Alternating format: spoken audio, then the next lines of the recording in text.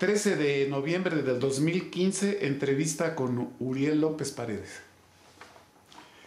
Uriel, ¿nos puedes, en este esfuerzo colectivo de rescatar la historia local del PRD en Michoacán, nos puedes recordar y quizás algunos elementos de análisis de en qué momento te incorporaste a toda esta lucha, a todo este proceso, seguramente en los antecedentes propiamente del PRD, ¿no? Bueno, yo quisiera ir un poquito más atrás porque la corriente democrática no hay que despachárnosla. En aquel tiempo, hace ya 27 años, recuerdo que salió un documento que llamaron el de trabajo número 1, que firmaba Porfirio Muñoz Ledo, Cuauhtémoc Cárdenas, Ifigenia Martínez, entre otros personajes ya de la política nacional y yo diría que internacional. Pues estaba Porfirio Muñoz Ledo y estaba otro compañero que luego fue diputado, coordinador de los diputados del PRD y que salió del PRD. Ahorita me recuerdo el nombre, pero sí fue muy importante porque gente como yo, que no veníamos de partidos políticos, fue lo que nos interesó sobremanera la posibilidad de participar en algo fuera del esquema del PRI y del PAN, y los otros partidos pues eran prácticamente partidos satélites, ¿no? El Partido Popular Socialista, el Partido del Trabajo, en fin, el esquema de los partidos de aquella época. Entonces fue muy importante porque no solamente yo, sino entiendo que miles, quizá millones de mexicanos lo vieron como una opción. Y de ahí surge esto, era muy, yo diría, de muy alto riesgo. En aquella época nos reuníamos en Casa Katz, en el Distrito Federal, no más de 40 gentes de todo el país. Esos son el origen o los orígenes del PRD. Y de ahí, bueno, se planteó después de la elección del 88, como todos sabemos, en un llamamiento que hace el ingeniero Cuauhtémoc Cárdenas en octubre de ese año, a formar un nuevo partido. Pero este antecedente, esta idea original de formar un grupo al interior del PRI, que después sale del PRI y que da origen al famoso Frente Democrático Nacional, antecedente ya más inmediato del PRD, pues es la punta de lanza que nos va a llevar pues a formar este partido nuevo de izquierda, que por cierto, como tú bien lo sabes, era de todas las expresiones de la izquierda existentes en ese momento en el país. Y en Michoacán se juega un papel importante porque el grueso de los líderes en ese momento son michoacanos. Cuauhtémoc Cárdenas, que es el líder más grande, por así decirlo, pero pues estaba Cristóbal Arias, estaba Roberto Robles Garnica, entre otros, pero ellos eran los principales. Y bueno, de ahí se da el paso a la conformación, después de la elección y el fraude, a la conformación del PRD ya en mayo del 89. Y yo creo que hay que salvarlo esto, porque es un movimiento que empieza en Michoacán, que reviste un gran interés y que tanto en ese momento, antes de ser partido, como Frente Democrático Nacional y después como partido, con la excepción de la elección federal antepasada, siempre ganó el PRD en el estado de Michoacán. Sí, y en términos de balance de toda esa etapa, digamos, vamos a poner de la corriente democrática, 1986 y 1989, y quizá el primer Congreso Nacional, ¿tú cómo podrías definir como político y como analista que fueron las principales contradicciones y los principales logros? Bueno, la historia de las izquierdas, no nada más en este país, sino en todo el mundo, es muy complicado. Nunca, o prácticamente nunca se han puesto de acuerdo. Te hablo de la República de Weimar en Alemania, que da origen a la aparición después de Hitler, la propia Guerra Civil Española, donde la izquierda, había tantas izquierdas como hombres que pensaban que eran de izquierda, en ese momento. Y aquí en México no fue la excepción, fue muy complicado. Yo recuerdo que algunos integrantes del Partido Mexicano Socialista de aquella época se oponían a que se hiciera un nuevo partido, cediendo ellos el registro para que se formara este nuevo partido. Entonces era muy complicado, siempre ha sido muy complicado, pero a pesar de ello como que prevaleció la idea de construir un partido que le diera un nuevo cauce al país. Ese reto se asumió así, y la parte positiva de ello fue que se logró, y que este movimiento lo encabezara Cuauhtémoc Cárdenas, que era también no bien visto por todo el espectro de la izquierda, porque era un expriista, era una gente que había sido gobernador del estado de Michoacán por el PRI, etcétera, etcétera. Pero finalmente prevalece esa idea de ir hacia un nuevo proyecto nacional, recuperando parte de esta olvidada cuestión social que estaba en la Constitución. O sea, el nacionalismo revolucionario, la recuperación y puesta al día del nacionalismo revolucionario, que algunos aceptaban y otros no, pero finalmente la mayoría aceptó, fue lo que prevaleció, y se dio el paso a la formación de este nuevo partido de izquierda, que por cierto, recordarás que había incluso muchas resistencias a nombrarlo un partido de izquierda en esta época. Finalmente también se define en un congreso en Huastepec que sea partido de izquierda, y que así se nombre y así se encamine por la izquierda, o por las izquierdas en plural, como gustan decir los españoles. Entonces, la parte negativa es que finalmente no todos le entraron, ¿sí? Y la parte positiva es que la mayoría aceptó y se formó este partido con muchas expectativas. Yo creo que en la historia del país ninguna conformación de ningún partido político había generado tantas expectativas. O sea, el PNR en el 29 con Plutarco Elías Calles no llegó a generarlas, más bien fue una situación ahí de conveniencia política, de unión de la familia revolucionaria. Y el PAN pues fue otra cosa, ¿no? En el 39. O sea, 20 años después se forma el PAN, pero más bien con una visión muy distinta a este partido que formamos en 1989, es decir, 40 años después. Entonces, esa es la parte positiva, que generamos muchas expectativas, que se forma un partido, y que este partido va a dar origen, esto es muy importante, al sistema de partidos políticos en nuestro país. O sea, el PAN había sido una oposición leal, el PRD logra romper con eso. Por cierto, en un problema circular llega otra vez a ser una oposición leal, como lo es en este momento, ¿no?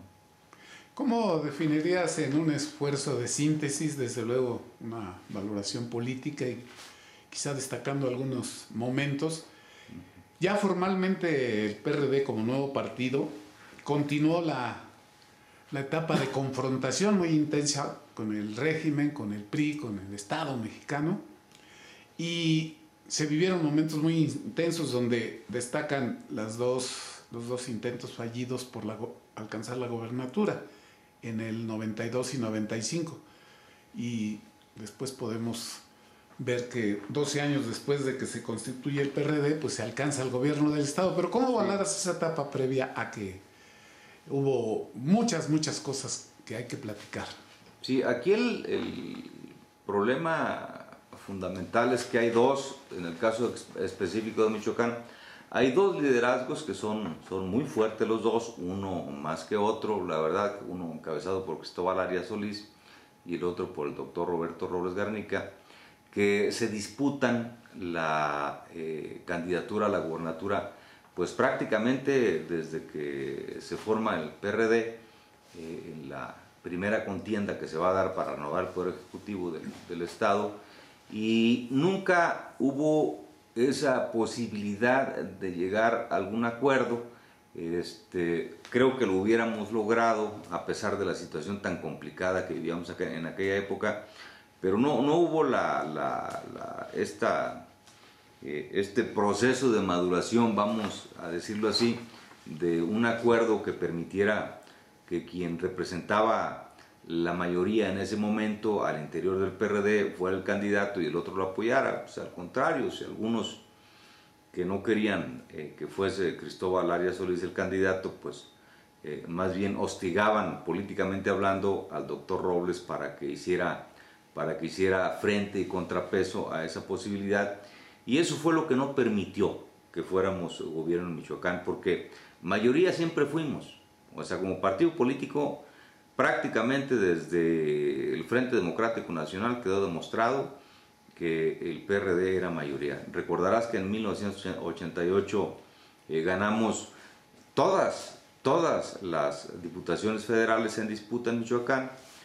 Zamora finalmente se roban la documentación, algo raro pasa ahí y ese distrito finalmente no se recupera. Es un distrito que se había ganado, al igual que se ganaron, insisto, prácticamente todos. Entonces, había todas las condiciones para que fuéramos gobierno desde un principio, pero esta confrontación, esta disputa o este desacuerdo fue lo que no permitió que fuéramos gobierno desde la primera vez que como partido fuimos a la elección para renovar el Ejecutivo local en Michoacán.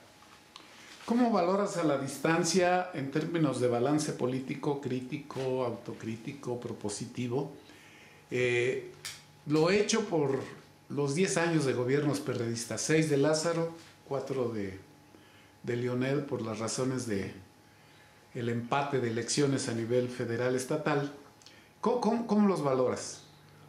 Fueron gobiernos muy pobres, prácticamente de repuesto. O sea, en mi opinión, creo que se pudo haber hecho mucho más, o sea, en términos de los valores y del proyecto de la izquierda, o sea, en temas como educación, en temas como justicia, en temas como condiciones de igualdad para la competencia. En fin, creo que fueron gobiernos que dejaron mucho que desear.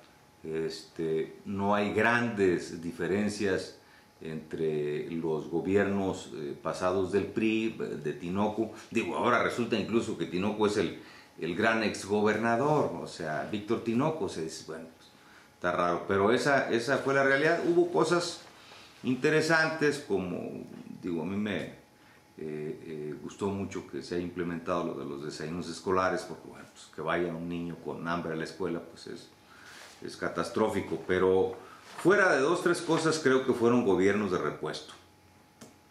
Sí.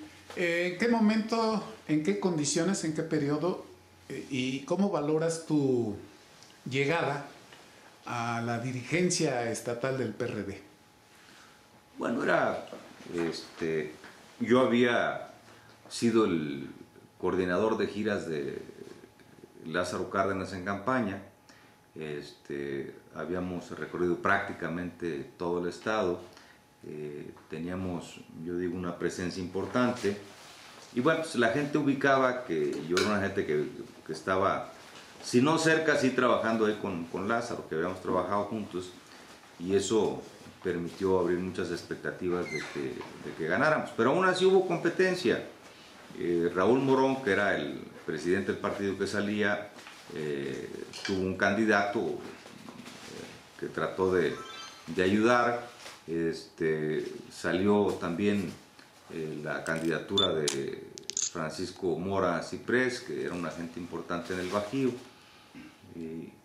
pero creo que el trabajo previo que habíamos hecho y el que hicimos en la candidatura pues nos permitió salir adelante sin mayor dificultad. O sea, ganamos por una diferencia grande la candidatura a la presidencia del partido en Michoacán, y yo tenía la idea de que podíamos involucrar al partido, no al estilo del sistema PRI, o sea, sino el partido contribuyendo a hacer un gobierno diferente, a hacer un gobierno sólido, que eso no fue posible porque los gobernadores, prácticamente todos los que ha tenido el PRD, incluyendo los jefes de gobierno del Distrito Federal, se han alejado del partido, o sea, como que el poder los absorbe mucho, ven al partido como una maquinaria que les sirvió, que les puede servir, pero no como alguien que puede ser un apoyo importante para que las cosas sean mejor. Y así lo vimos y lo seguimos viendo en el PRD. En el caso aquí de Michoacán, pues van los gobernadores, se avientan sendos rollos, pero nada más eso, incluso ni van y llegan a ir y se avientan un discurso y se van después de su discurso, ¿no? a los consejos del partido. Entonces, nosotros queríamos ir a otra dimensión y eso no fue posible porque los partidos en general en nuestro país, pero el PRD en particular, pues los documentos básicos no se llevan a la práctica porque dicen la declaración de principios y el programa de acción que el partido es el que marca las directrices de la política que van a seguir los gobiernos que surgen de él, y eso no es así, es una cosa que debería cambiarse como muchas otras, ¿no?, en los documentos básicos del PRD. ¿Tú qué opinarías respecto a que hay voces que creen que a la llegada del PRD al gobierno del Estado, mecánicamente el PRD como partido dejó de tener su perfil, su dinámica propia, y que estaba más en función de lo que sucedía en casa de gobierno? ¿Tú qué opinas al respecto de eso? Bueno, el PRD había sido, antes de llegar al poder, una oposición muy constante, yo diría que a veces hasta muy radical, como que no supimos ser oposición, pero nos fue peor cuando fuimos gobierno, creo yo. O sea, ese es el problema que yo visualizo, y las cosas cambiaron. O sea, el ejercicio de gobierno, tú lo sabes, que no es fácil, es complicado, y más en un estado como el nuestro, que tiene muchas posibilidades de hacer cosas. Por ejemplo, yo no veo por qué no tengamos los empleos que ocupamos y por qué sigamos expulsando miles, cientos de miles de michoacanos a trabajar a Estados Unidos, cuando aquí hay un potencial que nunca ha sido aprovechado, ni por los gobiernos del PRI, ni por los gobiernos del PRD. Entonces, creo que esa fue la dificultad. Tuvimos problemas para ser oposición, creo que muchas cosas las radicalizamos, pero tuvimos más al ser gobierno. Creo que hubo un desprendimiento de los gobiernos del partido, o sea, no les importó mucho. Yo, por ejemplo, tuve el asunto ahí de las cuotas. A mí, digo, de los 1,000 funcionarios que deberían cotizar, cuando yo fui presidente y era gobernador Lázaro Cárdenas, pues cotizaban 8 o 9, ¿no? Ahora las cosas cambiaron porque ahí les hicieron firmar y les descuentan nominalmente, pero en aquel tiempo no era así. Y creo que tampoco debería ser así. Somos un partido que, en la medida en que ha transcurrido el tiempo y hemos sido gobierno, como que hemos ido superando fases de descomposición, ¿no?, hasta llegar hasta donde estamos ahora. Sí, ¿tienes una anécdota que te haya marcado en positivo o en negativo que valiera la pena compartir con estas generaciones y las que vienen? Yo no sé si valga la pena, pero cuando era secretario de organización, siendo Antonio Soto presidente del partido, se nos complicó mucho el municipio de Queréndaro.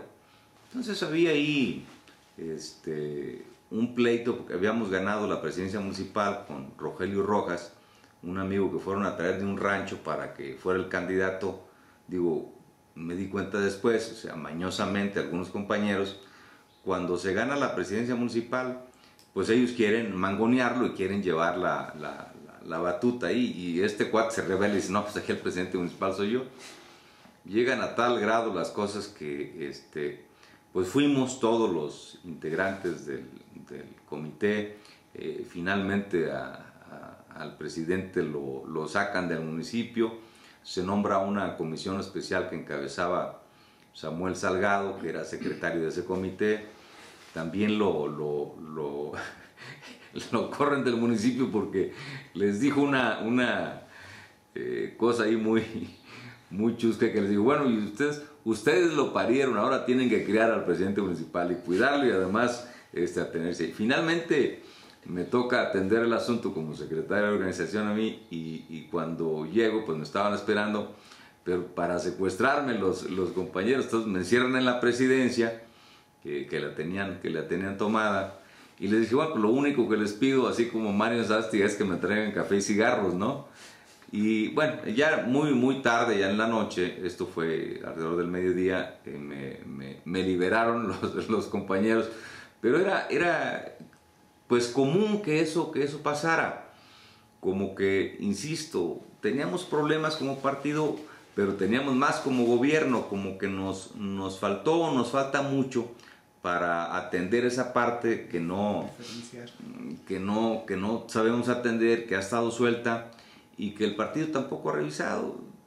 No es un problema exclusivo del PRD, pero en el PRD cualquiera puede ser presidente municipal, o síndico, regidor, o hasta gobernador, ¿no? O sea, ¿por qué? Porque no hay límite ahí, cualquiera puede ser.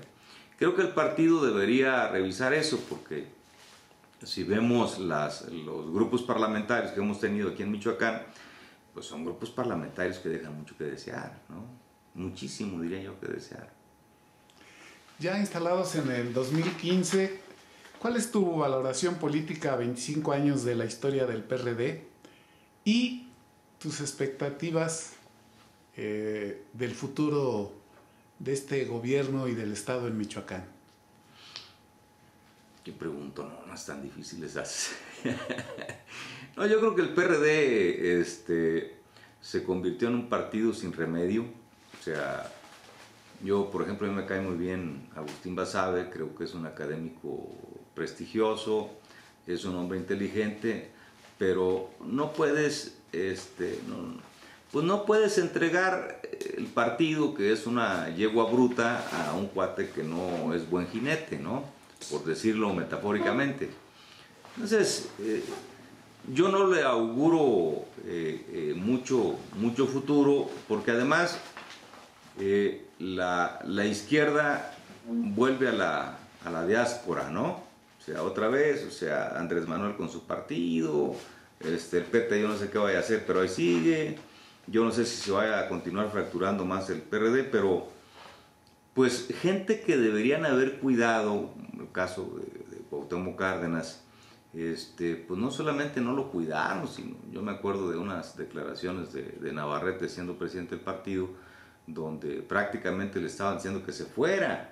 Igualmente con Encinas, que era un cuadro importante, que había sido jefe de gobierno sustituto. Cuando sale Andrés Manuel, o sea, váyanse, ¿no? O sea, nos estorban. O sea, eso te habla de una cúpula ahí, de un grupito de gente que lo que ha hecho es beneficiarse del partido, ¿no? A los que conocemos como los chuchos y las chachas, porque también hay algunas chachas ahí que le hacen el fuego a los chuchos.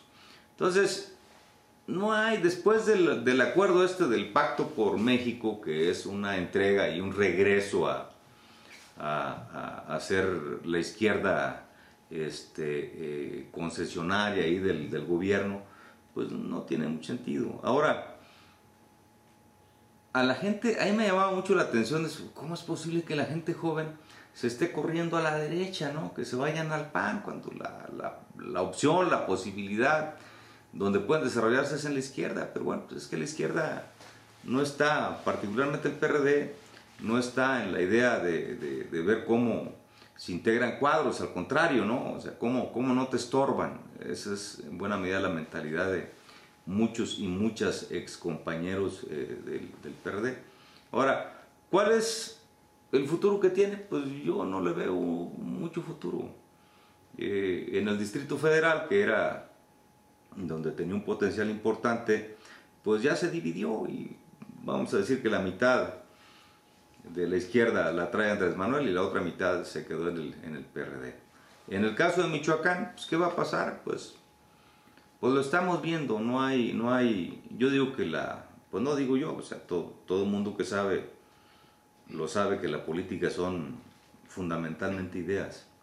Y cuando no hay ideas, pues no hay política, ¿no? Puedes hacer otras cosas, puedes hacer dinero, puedes hacer negocios, pero no política, ¿no? Uriel, voy a hacerte unas preguntas quizá más específicas. Me interesa mucho tu participación como presidente del partido. Durante tu presidencia, te pregunto cuántos procesos electorales se enfrentaron y cuáles fueron sus resultados. Uno, el federal del 2003, que nos fue muy bien. Yo creo que lo que vale resaltar es que logramos anular la elección en el Distrito Federal de Zamora. Fue una batalla ahí en los órganos jurisdiccionales federales, en el Tribunal Electoral Federal, y en la elección extraordinaria ganamos la elección de Zamora, ganamos el distrito de Zamora, pero fue una victoria pírrica porque la gente no participó. O sea, de la lista nominal de aquella época, si no mal recuerdo, participó alrededor del 29% de la lista nominal, en todo el proceso electoral. Entonces, tenías, como tienes ahora, ¿no? O sea, un diputado legal, pero con cierto grado de legitimidad, no con toda la legitimidad, ¿no? Pero nos fue bien, creo yo. Hicimos lo que yo les decía hace rato, los diplomados que no se han vuelto a hacer. ¿Por qué? Porque nos interesaba, sobre todo, que la gente que estaba en el gobierno tuviera las herramientas mínimas para saber, bueno, pues qué iba a hacer desde el punto de vista legal.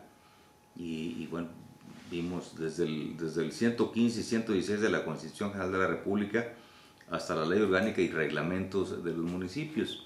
Y otro asunto que a mí me ha llamado la atención es la cuestión urbana, que veamos el caso de Morelia, ¿no? Que es un desastre urbano y que no se atiende. Dije, el partido tiene que estar metido en los grandes problemas que tiene el Estado de Michoacán y plantear posibles soluciones, ¿no? Uriel, para ir a este proceso electoral se tuvieron que seleccionar los candidatos. Dado los buenos resultados, que sí fueron bastante buenos, ¿se siguió alguna estrategia en particular para seleccionar a los candidatos? ¿O de qué manera se dio? Y si tenías tú alguna estrategia en particular pensando en que llegaran candidatos sólidos. Sí, se atendió el estatuto. Nosotros hicimos elecciones internas. Por ejemplo, en el caso de Zamora, nosotros insistíamos, teníamos un buen candidato, que era Reinaldo Valdés, en que se le diera la oportunidad de que no nos metiéramos en un berenjenal que a lo mejor, lejos de ayudar, nos iba a perjudicar. Fue muy difícil, pero finalmente esa fue la candidatura que prevaleció, pero nos atuvimos a los estatutos, y yo creo que hay que modificarlos porque, digo, está llegando al Congreso o a los congresos cada gente que no tiene nada que hacer ahí, ¿no? Bueno, Uriel, tu decisión de renunciar al partido en ese tiempo y pelear por una diputación que finalmente la conseguiste, ¿tu decisión fue muy personal? ¿La consensuaste con alguien? ¿Hubo autorización de alguna parte? ¿O cómo es que se dio tu decisión para participar para esa diputación y renunciar como presidente al partido? A ver, no, es que cuando 2004, yo renuncié a la presidencia del partido. Sí, a la presidencia del partido, sí, en el 2004. Sí. Para ir como candidato a una diputación. Lo digo con toda franqueza, sí hubo ahí la idea de que dejara yo la presidencia del partido. Con el maestro Godoy, con quien yo heredé un pleito que traía con un tal Paco Curi, pues nunca fui del agrado de Leonel. Y Leonel llega a la presidencia nacional del partido cuando sale Rosario, y la verdad es que era muy incómodo para él y para mí, y él presionó incluso yo no sé ni por qué llega Lupo ahí a sustituirme, o sea, Hernández Alcalá. Digo, eso nunca lo entendí, porque él estaba en otra órbita. Pero aquí pasan cosas, pues, o sea, un sistema político muy charro, una sociedad muy descompuesta, una clase política que no le interesa mucho la política, ¿no? Pero sí hubo algo de presión, ¿eh? Sí hubo presión ahí para que yo dejara la presidencia del partido. Porque aquí regresaría un poco y te diría, bueno, tú fuiste apoyado por el MODUC para llegar a la presidencia del partido. Obviamente el MODUC desde ese entonces ya estaba ahí manejado por Leonel. Entonces, a pesar de ese apoyo no había MODUC, ¿eh? No había MODUC todavía, se hizo después. Cuando yo era presidente del partido, me acuerdo que a medio periodo más o menos fue cuando se formó o se conformó ya el MODUC. Leonel tenía un grupo, él tenía un grupo, ciertamente, pero no era como tal el MODUC. Bueno, más Diosito lo castigó, ya ves, con Fidel. Pero qué bueno que me aclaras eso, porque déjame decirte que en algunas referencias que yo he leído, así lo señalan. No, bueno, Pero bueno, quizá con el tiempo la gente que está retomando esto considera que ya estaba el MODUC, pero qué bueno que aclaras. No, Leonel tenía un grupo y yo debo decirles que yo tuve dificultades para ser candidato a presidente del partido, porque incluso ahí había el planteamiento del propio gobernador ya en funciones para esa época que pudiera ser Taide Aburto u otra gente, ¿no?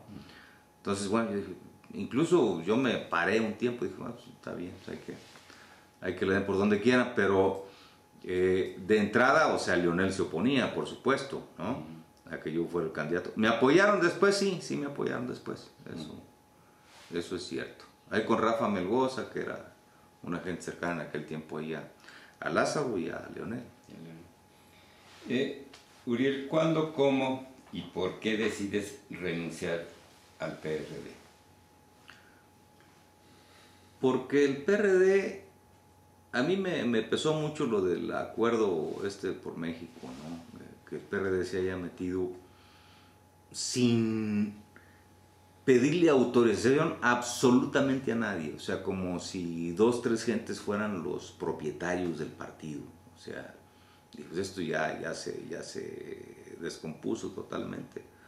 Pero los últimos, yo fui consejero nacional del PRD, pues 10, 12 años o más, no me acuerdo, pero muchos años fui consejero nacional.